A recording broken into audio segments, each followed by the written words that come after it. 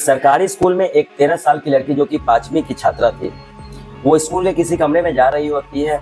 अचानक ही वो उस गेट पे रुक जाती है। उसके कदम आगे नहीं बढ़ रहे थे और वो समझ नहीं पा रही थी कि क्या करे वहां से। दरअसल उस कमरे में वो देखती है कि एक टीचर और एक मैम कुछ गलत काम कर रहे हैं। वो आपत्तिजनक हालत में है। इस चीज को देख के वो काफी घबरा जाती है और घबराने के बाद वहां से भागने की कोशिश करती है, लेकिन वो भाग नहीं पाती है। इतने में उसके टीचर उसे बुला लेते हैं और बुलाने के बाद कहते हैं कि अगर किसी को ये बात कही या किसी को बताया तो तुम्हारे साथ बहुत बुरा होगा। तुम्हारा नाम काट के तुम्हें भगा दिया जाएगा। तुम्हारे साथ इससे भी बहुत बुरा हो सकता है। ये लड़की काफी डर जाती है, सहम जाती है। अब करे तो क्या करे, ये अगले कुछ दिनों तो इतनी डरी रहती है कि स्कूल नहीं जाती। फिर इसी एक दोस्त होती है, वो कहती है कि तुम स्कूल क्यों नहीं जा रही हो, बार बार पूछती है उसको। फिर जाके ये अपने दोस्त को बताती है कि ऐसी ऐसी घटनाएं मैंने देखी स्कूल में और सर ने मुझे धमकी दी है, इसलिए मुझे डर लग रहा है, इसलिए मैं नहीं जाना चाहती।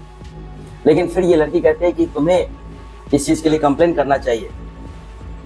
बहुत समझाने के बाद ये लड़की तैयार हो जाती है, जब फिर स्कूल जाना स्टार्ट करती है। लेकिन कुछ ही दिनों बाद इस लड़की की मौत हो जाती है और ये मामला इतना तुल पकड़ लेता है और पूरे प्रदेश में हल्ला हो जाता है। और मौत जो होती है स्कूल के टॉयलेट में जल के होती है इसकी मौत। अब इसे मारा गया था या खुद मरी थी या क्या रीजन है, ये अभी तक साबित नहीं हो पाया है। लेकिन ये मामला इतना तुल पकड़ लेता है कि पूरे देश प्रदेश में अभी तक चर्चा का विषय बना हुआ है। पूरे जगह सोशल मीडिया पे सिर्फ यही छाया हुआ है। पूरी राजनीतिक पार्टियां भी इसी तरह की बातें कर रही, विपक्षी भी इसी तरह से बात कर रहे हैं और ये मामला काफी ज्यादा बढ़ चुका है। एक बच्ची जल के मरी।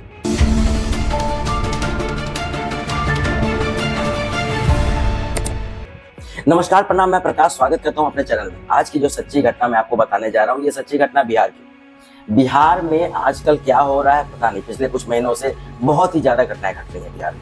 गोली चल रहे हैं, अपहरण हो रहे हैं, दिन पर दिन मर्डर हो रहे हैं। बिहार के सिर्फ एक ही जिले में नहीं, हर जिले में। ये घटना है आपको पटना की, बिहार की राजधानी पटना। आप लोग से आग्रह है कि मेरे चैनल को लाइक करें, शेयर करें, सब्सक्राइब करें। आपका एक सब्सक्राइब मेरे लिए हिम्मत का काम करता है। प्लीज सब्सक्राइब करें। तो पटना का एक इलाका है गर्दनीबाग, थाना गर्दनीबाग। वहाँ का एक टोला है अमन टोला। वहीं का एक स्कूल है कन्या मध्य विद्यालय अमन टोला गर्दनीबाग। 27 अगस्त 2025 की बात है।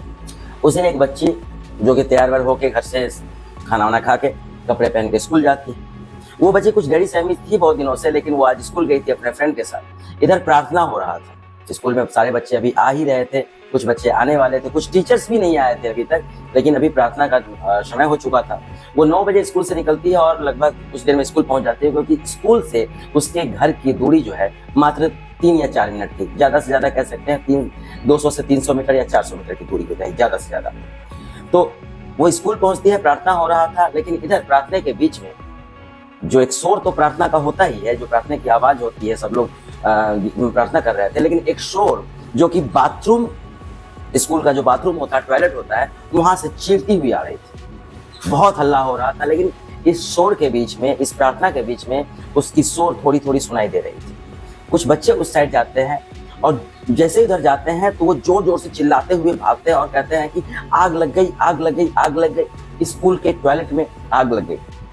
सब लोग वहां दौड़ के पहुंचते हैं। जैसे ही वो दौड़ के जाते हैं वहां पे, तो देखते हैं कि स्कूल का एक टॉयलेट जो काफी समय से बंद पड़ा हुआ था, उस टॉयलेट का इस्तेमाल नहीं हो रहा था। उस टॉयलेट के ऊपर से धुआं निकल रहा था और उसी टॉयलेट के अंदर से आवाज आ रही थी। और दरअसल उस टॉयलेट को कुछ लोग खोलने की भी कोशिश करते हैं, लेकिन खोल नहीं पाते हैं, क्योंकि वो टॉयलेट का दरवाजा अंदर से बंद था।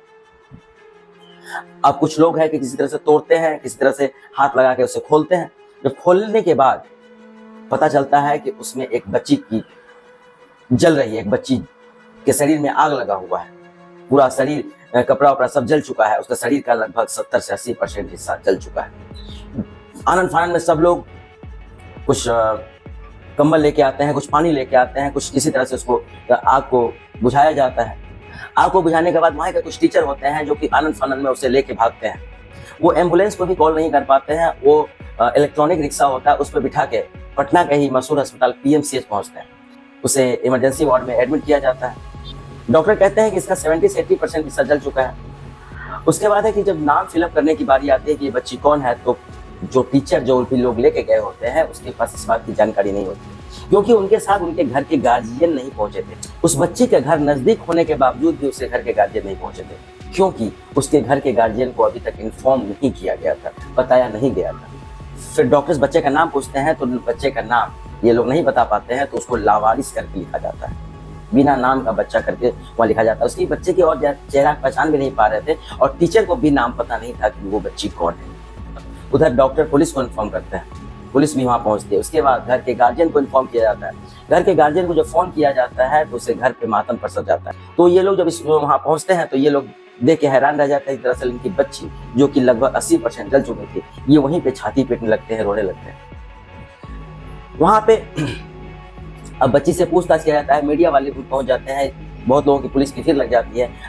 इसके साथ साथ यहाँ भी स्कूल में भी भीड़ लग जाती है, क्योंकि ये मामला जब धीरे धीरे पता चलने लगता है कि बच्ची के साथ क्या हुआ है और कहाँ हुआ है, तो स्कूल में भी पहुंच जाती है। कुछ पुलिस वाले उसके घर पे भी पहुंच जाते हैं। जब इस मामले की जानकारी धीरे धीरे सबको हो जाती है कि स्कूल में ही बच्ची के साथ ऐसा हुआ है या बच्ची ने कुछ किया है, तो स्कूल में घर के लोग, चाहे गाँव के लोग, पूरे लोग पहुंच जाते हैं और वहाँ पे तोड़ फोड़ हंगामा करने लगते हैं। वहाँ पुलिस भी पहुंचती है और पुलिस मना करती है कि ऐसा करने से तोड़ फोड़ मत कीजिए, जिस मामले की जांच पड़ताल की जाएगी, इस मामले में जो भी हुआ है उसका क्लियर किया जाएगा।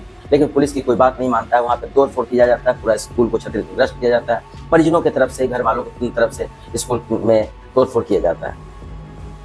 और इधर हॉस्पिटल में बच्ची से कुछ घर वाले पूछते हैं कि क्या हुआ है, तो बच्ची सिर्फ इतना कहती है कि जला के मार दिया।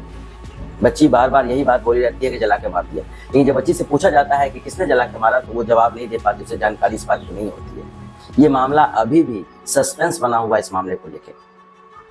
कुछ मीडिया वाले पहुंचते हैं, मीडिया वाले जब पूछते हैं कि दरवाजा अंदर से बंद था टॉयलेट का, तो वो बोलती है हाँ अंदर से बंद था।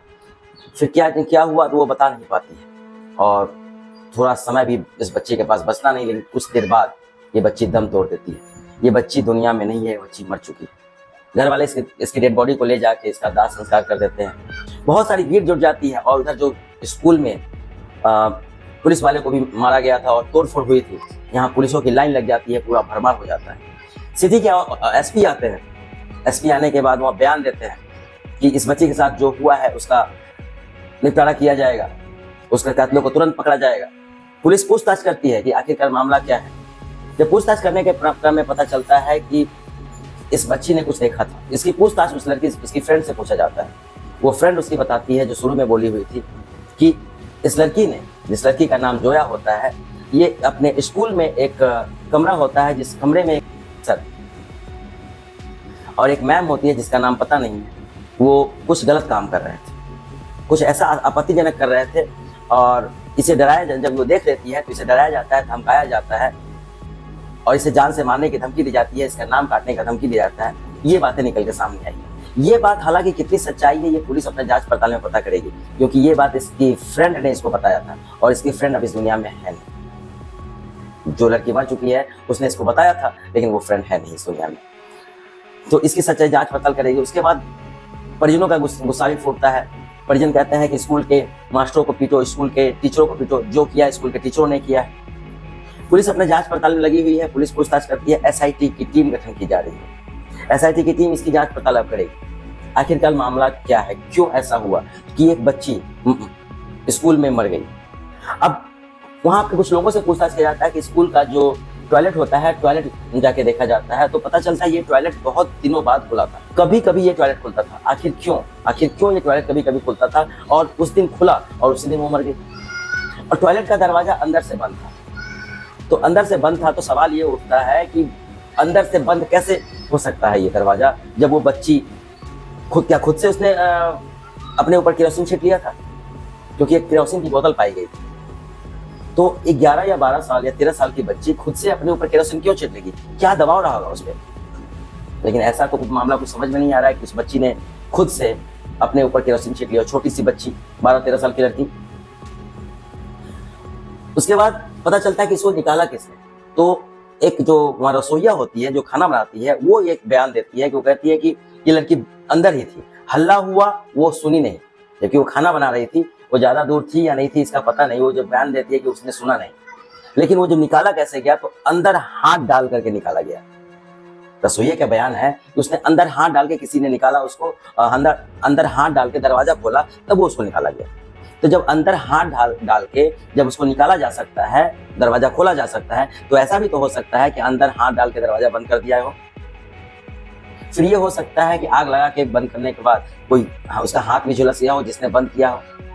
ये एक तरीका तो हो सकता है, क्योंकि खुद से कोई बच्ची अपने ऊपर आग नहीं लगाएगी, ये बहुत रेयर केस में है। अभी ये मामला तो निकल के सामने आया है कि सर और मैडम ने ऐसा काम किया है। सर और मैडम क्लास में थे, ऐसी उल्टा सीधा काम कर रहे थे। उल्टा सीधा काम करने के कारण बच्ची देख लेती है और वो ऐसा करते हैं, सर लोग ऐसा किए होंगे, बहुत दिन तो स्कूल नहीं जाती है बच्ची। इधर एक जो दूसरा केस जो मैंने बताया था, पहला केस तो इसे घर के पिता ने किया था, इन्हीं लोगों के विरुद्ध में किया था। और इस केस का निपटारा होगा, जांच पड़ताल होगी, पुलिस इस पे लगेगी, SIT की टीम लगी है। और दूसरा केस हुआ जो पुलिस वालों ने किया है। पुलिस वालों ने लगभग 10 नामजद और 200 अज्ञात लोगों के खिलाफ FIR की, क्योंकि स्कूल के प्रॉपर्टी को तोड़ने के जुर्म में, पुलिस वालों पे हाथ उठाने के जुर्म में और पूरा चीज नष्ट करने के जुर्म में इतने लोगों को नामजद किया। वो घटना बहुत ही उस दिन जो हुई थी ये घटना, उसके बाद काफी सारा बवाल मचा था। कुछ महिलाएं कह रही हैं कि इस नेता को बुलाइए। इस चीज को लेकर जब पुलिस विशेष पूछताछ करती है तो पता चलता है कि आज से कुछ महीने पहले इसी स्कूल के हॉस्टल में एक लड़की ने छत से कूद के जान दे दी थी। अब ऐसा क्यों हुआ था, किस लिए हुआ था, ये भी अभी तक सस्पेंस बना हुआ है। इसका भी खुलासा अभी तक नहीं हुआ, क्योंकि उस लड़की को आत्महत्या का ये करार दे दिया गया था और फाइल को बंद कर दिया गया था। क्या इसके पीछे भी कोई वजह थी कि एक ही स्कूल में ऐसा हुआ आज से कुछ महीने पहले और आज की घटना ये है?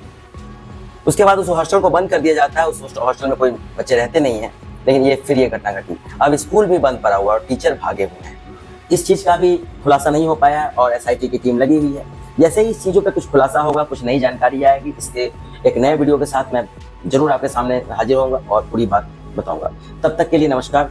मेरे चैनल को सब्सक्राइब करें प्लीज, और लाइक करें, शेयर करें अगर कहानी पसंद आए। धन्यवाद। जय हिंद।